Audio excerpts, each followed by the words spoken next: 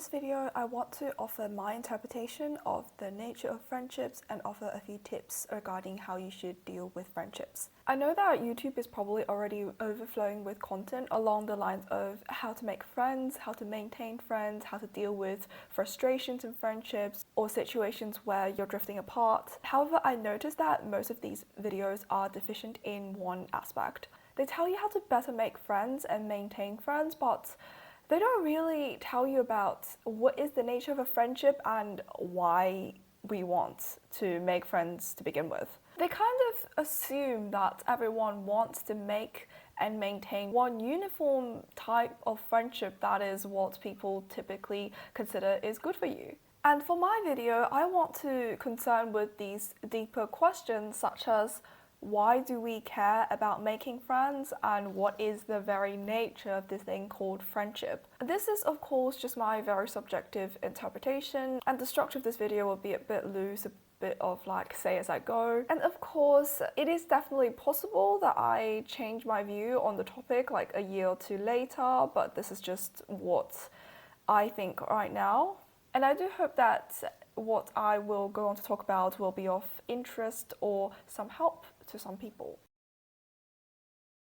One of the most famous accounts of friendships has been given by Aristotle. He basically divides them into three categories: friends of pleasure, utility, and virtue. The first two categories are quite explanatory by their name, but let me just expand on the third category a little. It can roughly be understood as, with true friendships, friends love each other for their own sake and they wish good things for each other. This kind of friendship, says Aristotle, is only possible between good people similar in virtue, because only good people are capable of loving another person for that person's own sake. I think a lot of people are probably familiar with his theory, and how widespread this theory is, it's kind of bad because it's just creating unnecessary discontent for people. Whilst I agree that his categorization is rather accurate as far as general categorizations can go, I think it's kind of problematic that he is prioritizing the virtue-based type of friendship over the other two. And I think a lot of people have either consciously or unconsciously imbibed Aristotle's value system when they say things like, I don't have real friends. My friends are only with me because I look nice, or I have money, or I'm popular, or I can help them like network career-wise, you know, those sorts of things people say, and they're like, I have fake friends. And I really want to debunk this myth of fake friends. Firstly, it's a fact that it's very, very hard to love someone just for their own sake, according to what Aristotle said. And this idea must rely on the assumption that each person has some sort of essence, which is like what their fundamental nature is. It was like a popular idea in Greek and early modern philosophy, but it's been pretty much debunked right now. You know, especially with the advent of existentialist philosophy, no one believes in the fact that each person has some sort of essence anymore. So if there is no fundamental essence, it kind of becomes incomprehensible to talk of loving someone for who they are because, well, who are they? So we must kind of construct a new understanding of friendship that moves away from this virtue theory. Okay, let's suppose we have a fictional character called Anna, and I will just kind of sketch some traits she has. So suppose she's in her mid-20s, she works a relatively well-paid office job. She has some hobbies such as painting and hiking. She volunteers in the local charity shop. She reads lots of books and is in particular a fan of crime fiction. And in general, she's just a very easygoing and extroverted person. And now we have a rather rough sketch of who Anna is. So now tell me, what is her essence? Is it her job, her personality, or her hobby? You might reply, oh, those traits that I've attached to Anna are all very like social or external traits, based on how others perceive her and the sorts of social activities that she undertakes. This, some may argue, is not sufficient to understand what she truly is like as a person. And to do that, we need to know her intimately. So for example, what are her deepest fears and desires? What is her fundamental worldview? Who are her most loved ones? What does she think about when she's alone in her room? But the thing is, if you're just an average friend or acquaintance of Anna's, it's basically impossible for you to know these deep things about her. It's usually her family, a long-time close friend, or a romantic partner that would know those things. And even if you do know those so-called deeper things that may be the most essential things to her as a person, there's no guarantee that the essence is something that remains unchanged throughout a person's life. So even if you do know some of the deep parts about her, you can't really say that's her essence because it could change. So let's first start from the perspective of an outsider who does not know those intimate facts about Anna.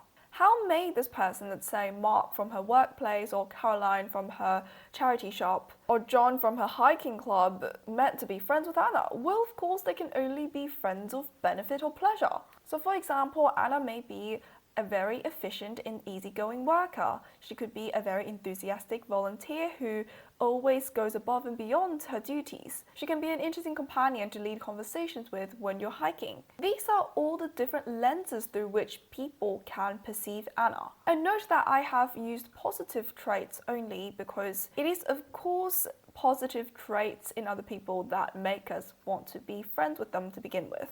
I agree that on the most fundamental level, people are egoistic and self-serving. It's just an evolutionary fact. If we're not like that, we probably wouldn't survive. If some people are not like that, well, they're less likely to survive in the world. So even when people do altruistic actions, often it's driven by a sense of self-satisfaction that they gain from doing those things, so it's still kind of like self-serving, but on the more intangible emotional level. This sort of self-serving nature also comes into play when we make friends. Your friend has to be able to give you something, whether a benefit or pleasure, in order for you to want to be friends with them to begin with. And friendships are best maintained if this give and take is sustained rather fairly on a mutual level over a certain period of time. So yes, all friendships are based on some sort of mutual exchange. It's not some mysterious thing called virtue that makes you love someone else unconditionally. And I think it's such a big misconception for people to call those friendships based on mutual exchange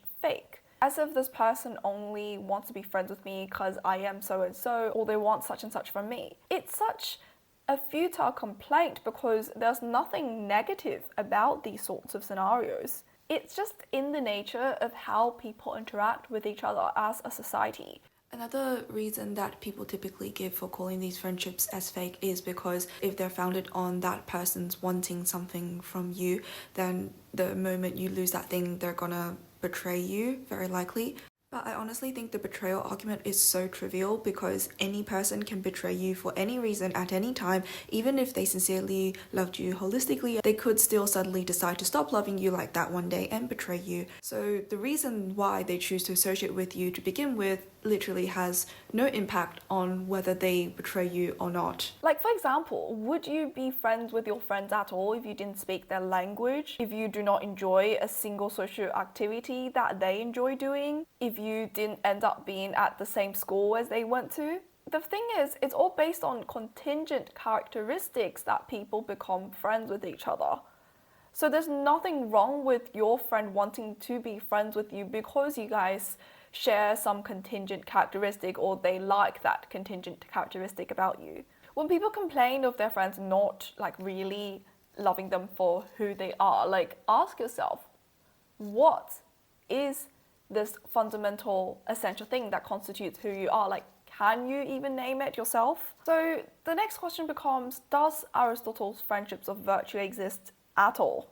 I think it definitely does exist, but it's actually quite rare. So if people are inevitably changing constantly and each person has no essence, then it's very hard to define what your friend is loving, right? But let me hypothesize one scenario. So, for family members, your family would usually stick with you no matter how you change. Why? Because they identify this blood connection between you as the fundamental thing that makes up who you are in their eyes, and that one thing is essentially unchangeable about you. And I think this similar strategy can be applied for long-term close friendships or romantic relationships. So let's say Celine has been friends with Anna for over 10 years, during which Anna has of course drastically transformed as a person. But Celine still loves Anna and thinks that she will continue to love Anna no matter how Anna changes. So what exactly is she loving right now?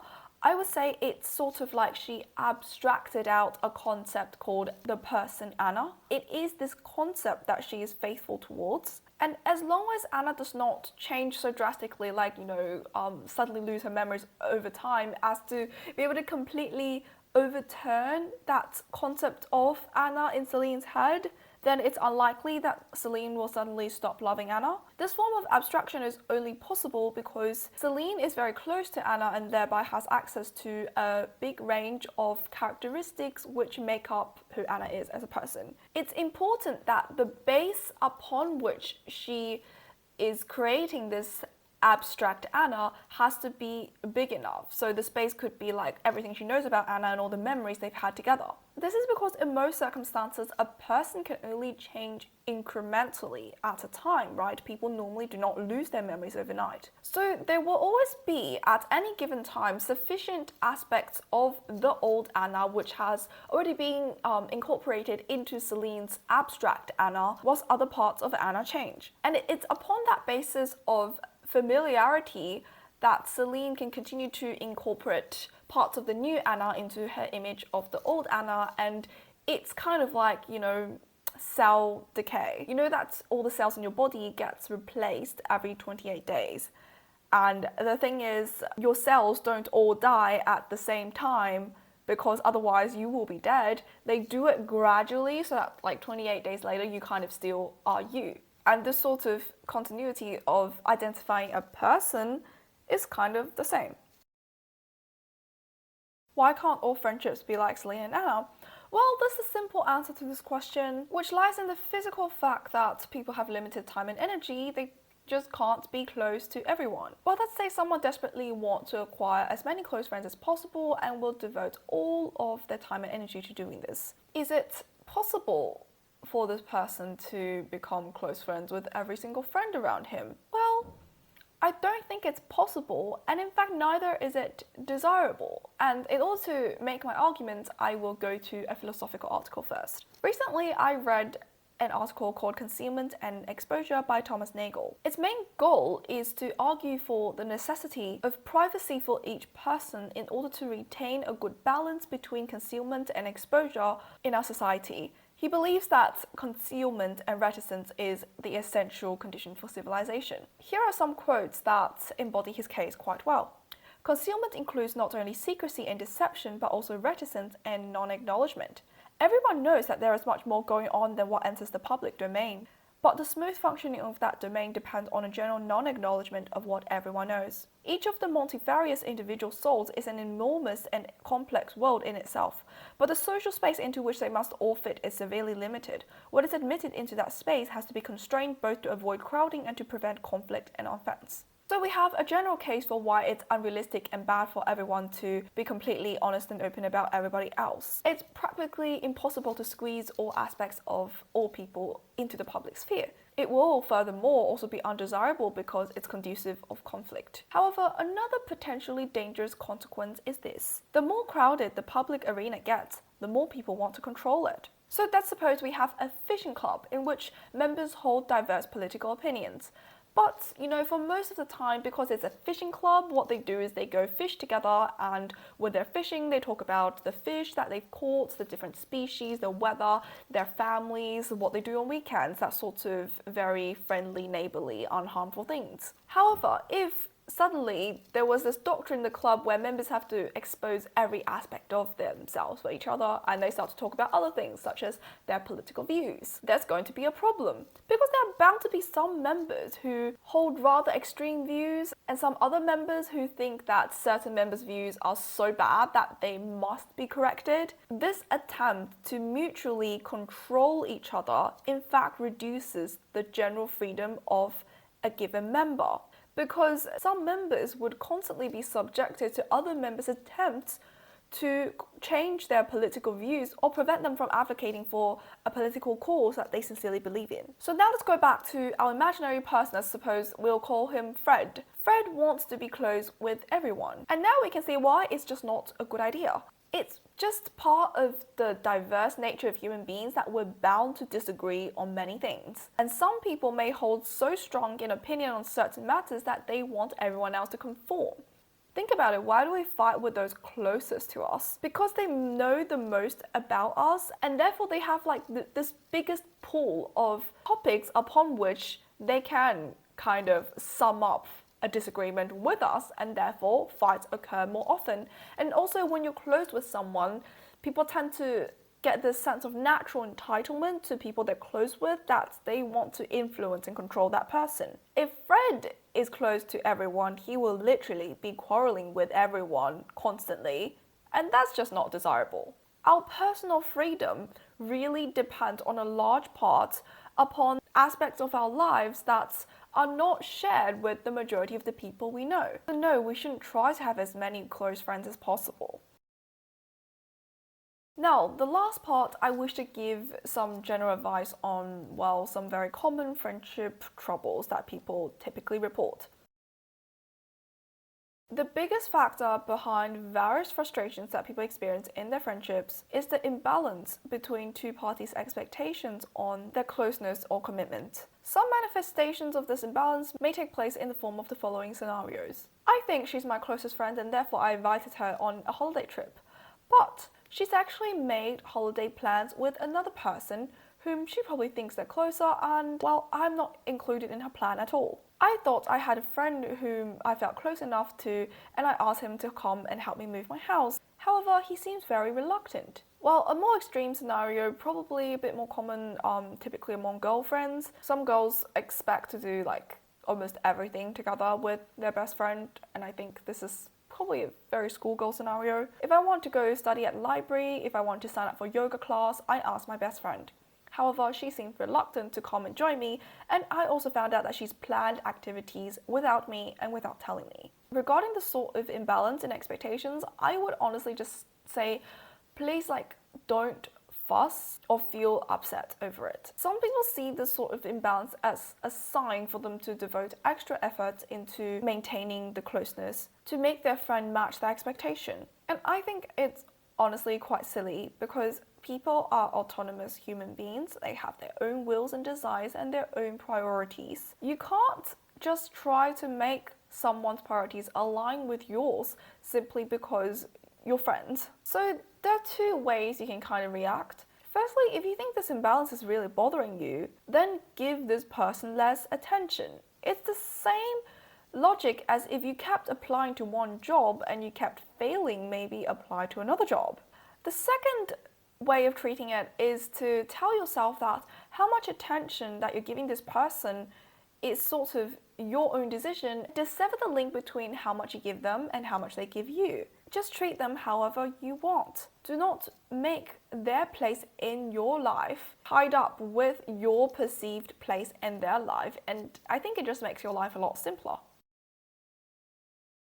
Okay, this is such a big theme, and I know that a lot of people are troubled by this, and here is how I approach it. Firstly, in the absence of any conflict, the reason why people drift apart is usually circumstantial. So either your daily routines diverge, your friendship circles diverge, or you just physically move to different places. I think there's nothing much to be concerned about these natural drifts, because typically there is no bad feeling behind these drifts. I think the reason why a lot of people are distressed is that they take drifting apart as a sign of bad feeling or a sign of the deterioration of their relationship itself, as if my friend is no longer interested in being friends with me. And I think this sort of inference drawing is very unfounded unless in your particular scenario you have particular evidence for you to think so.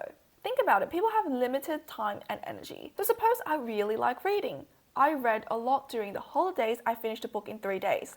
But then university started. I obviously can't read as much. I finished a book in 2 weeks. Does that mean I like reading less? Of course not. So if people can understand this about reading, why can't people understand it about spending time with your friend? It's just not so practical or convenient for you to make as much time for that friend as before if various circumstances in your lives do not allow it.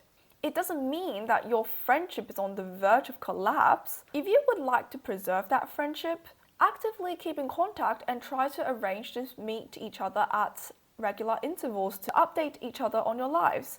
I think drifting often becomes permanent if people stop putting in the effort to keep in contact and update each other regularly about their lives, because it gets to a point where two people have so little to talk about because their lives are so different and just don't know enough about each other's lives in order to sustain some sort of common conversation.